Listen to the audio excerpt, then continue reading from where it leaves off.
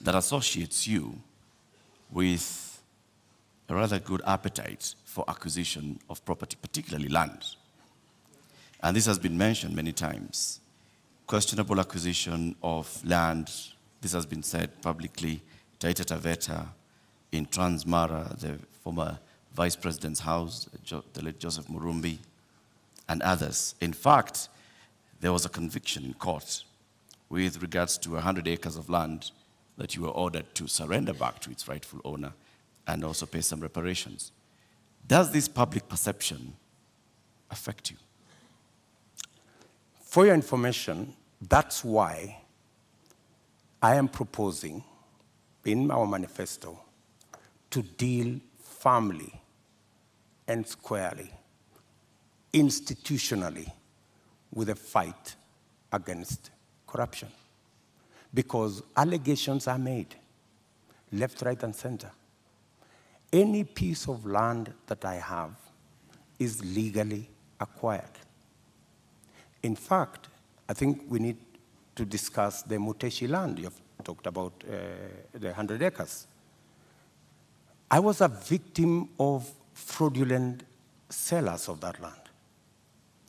What the court ordered me to do was to pay for the 3 years I had occupied the land. And they calculated and said the income from this land would be approximately 5 million shillings for 3 years. And that's what I paid. The people who sold the land to me were taken to court for fraudulently selling the piece of land to me. Those people are in court. The Mr. Deputy President, my question was, all these allegations. Taveta land issue. There was that, there's a Taveta, there's Western Hotel, there's Transmara. As a person, yes. As a person, what does this make you feel when you hear that there's all this public perception about you and irregular acquisition of land? You see, acquisition of property is a legitimate endeavor. How you acquire it, if it is legitimate, you've paid value for it, and I want to tell you, I have paid value for any property that I have. Maybe the whole story has, like everything else that has been said, and all manner of allegations have been raised about many people, you know. My competitor, Dominion land has been mentioned about him, Molasses land, so many other pieces of land.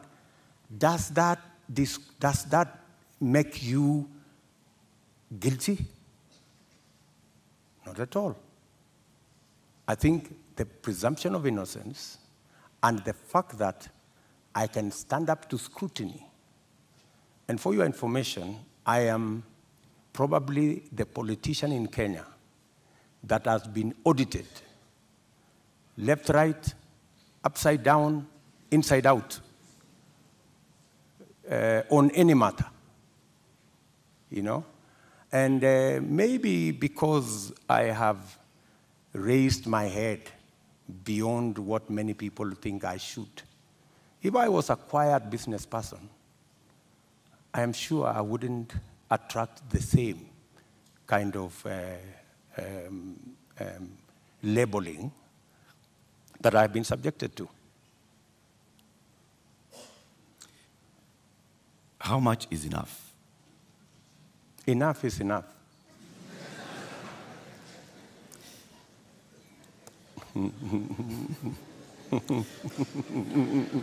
Mr. Deputy President.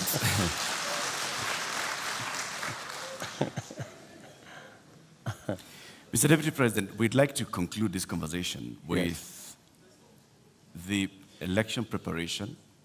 We're just 2 weeks away to the August 9th general election. You've previously said that, yes, you are willing and ready to accept the outcome of the election. Are there any circumstances under which you will not accept the outcome of the election? For a minute. Accepting the outcome of the election includes going to court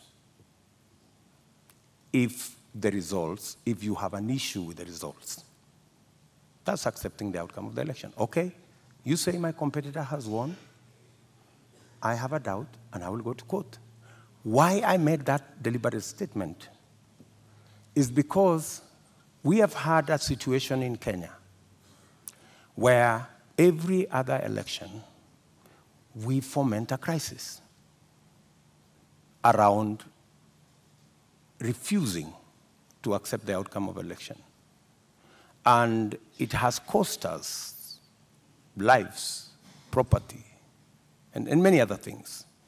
And I needed to be on record, and which I am, that I will accept the outcome of this election.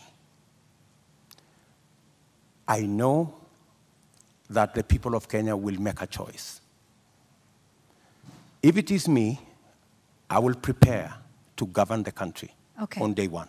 If it is not me, I will accept that my competitor has won. If I have any issue, I will go to court and accept the outcome of the court. Honorable Ruto, we've come to the end of this conversation tonight. We would like to give you 2 minutes to give us your closing statement tonight. I think it is very important for us to look at this election against what is the competition. Our competitors have run away from this debate in total contempt to the people of Kenya, because it's not William Ruto who is going to make this choice. It is the people of Kenya that we are speaking to. They have very little regard for the people of Kenya. They think the deep state is going to make the decision. They think that the system is going to make the decision. I want to tell the people of Kenya tonight that they are the ones who will make the decision on the 9th of August.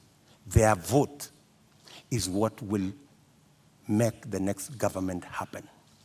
And I want to encourage them to disregard the propaganda, the mobilization of chiefs and all these people and the provincial administration and the whole of this contempt and madharau, and tell them, tarehe 9 mwezi wa 8 wa Kenya, ninyi ndio mtaamua serikali ambayo inakuja. Na mimi nawaambia, serikali ya Kenya Kwanza itapunguza gharama ya maisha. Tutahakikisha kwamba watoto wetu milioni 5 wako na ajira. Tutahakikisha kwamba kila mmoja wetu anaweza kwenda hospitali na kuwe na bima ya afya, na tunaweza pia tutahakikisha kwamba kuna maji na watoto wetu wanasoma. Tuko na mpango. Tarehe 9 mwezi wa 8 waamuke, wapige kura, watengeneze serikali, tuende mbele pamoja. Shukran sana, Mr. Deputy President. Honorable Dr. William Ruto, thank you for making the time for us tonight. Thank you very much. That's right.